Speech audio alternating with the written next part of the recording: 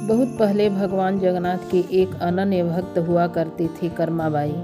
कर्माबाई एक वृद्ध महिला थी, लेकिन वह हर रोज भगवान जगन्नाथ को भोग लगाना कभी नहीं भूलती थी। एक बार कर्माबाई की इच्छा हुई कि भगवान जगन्नाथ को अपने हाथों से कुछ बनाकर भोग लगाया जाए, लेकिन उन्हें मन में शंका थी कि क्या भगवान को यह पसंद आएगा या नहीं। ऐसे में उन्होंने अपने मन की इच्छा भगवान को बताई। कर्माबाई की इच्छा सुनकर भगवान जगन्नाथ स्वयं उनके घर आ गए और कर्माबाई से कहा कि उन्हें बहुत तेज भूख लगी है और वे उन्हें कुछ बनाकर खिलाएं। कर्माबाई ने झटपट में बनने वाली चीज़ खिचड़ी बनाई। भगवान जगन्नाथ को खिचड़ी परोस कर उन्हें पंखा झेलने लगी। भगवान जगन्नाथ ने बड़े चाव से खिचड़ी खाई और कर्माबाई से कहा कि उन्हें खिचड़ी बहुत पसंद आई और अब वे रोज कर्माबाई के यहाँ खिचड़ी खाने आया करेंगे। कर्माबाई प्रभु की बात सुनकर बेहद प्रसन्न हुई। फिर ये कर्माबाई के दिनचर्या का हिस्सा हो गया। वे रोज सुबह उठती और सबसे पहले भगवान के लिए खिचड़ी बनाती थी। भगवान आते, खिचड़ी खाते और कपाट खोलने से पहले मंदिर वापस चले जाते। एक दिन कर्माबाई जब सुबह खिचड़ी बना रही थी, तब उसके दरवाजे पर एक महात्मा आए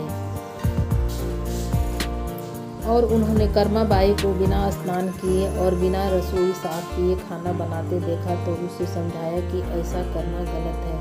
इस पर कर्माबाई ने उस महात्मा को बताया कि वह तो प्रभु के लिए भोग तैयार कर रही है। इस पर उस महात्मा ने उन्हें कहा कि फिर तो कर्माबाई को और भी साफ सफाई और नियमों का पालन कर भोजन तैयार करना चाहिए। कर्माबाई के मन में महात्मा की बातें घर कर गई। अगले दिन जब भगवान जगन्नाथ आए तो उन्हें खिचड़ी खाने के लिए इंतजार करना पड़ा, क्योंकि कर्माबाई स्नान करने और रसोई की साफ सफाई करने में व्यस्त हो गई थी। उधर मंदिर के कपाट खोलने का समय हो चला था। ऐसे में भगवान जगन्नाथ ने तेजी से खिचड़ी खाई और बिना मुंह धोए मंदिर में लौट आए।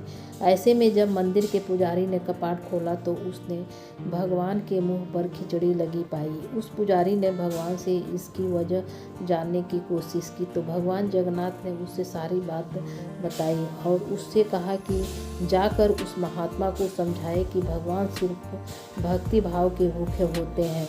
जब महात्मा को यह बात पता चली तो उसने अपने किए का बहुत अफसोस हुआ और वे भागे भागे कर्माबाई के पास पहुँचे। महात्मा ने कर्माबाई से माफ़ी मांगी और उनसे कहा कि वे जैसे भी भगवान को भोग लगाना चाहती है वैसे ही भगवान को भोग लगाए। उन्होंने आगे कर्माबाई से कहा कि आस्था और श्रद्धा से बढ़कर भगवान को कुछ नहीं चाहिए होता है। एक दिन जब पुजारी ने मंदिर का कपाट खोला तो उसने देखा कि भगवान जगन्नाथ की आंखों से आंसू बह रहे हैं।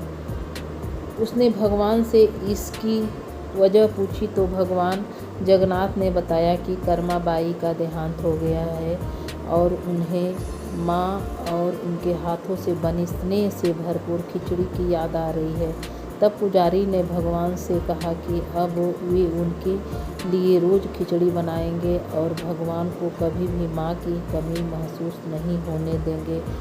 इसके बाद से ही भगवान जगन्नाथ के लिए हर रोज़ खिचड़ी बनाई जाती है और उन्हें इसका भोग लगाया जाने लगा।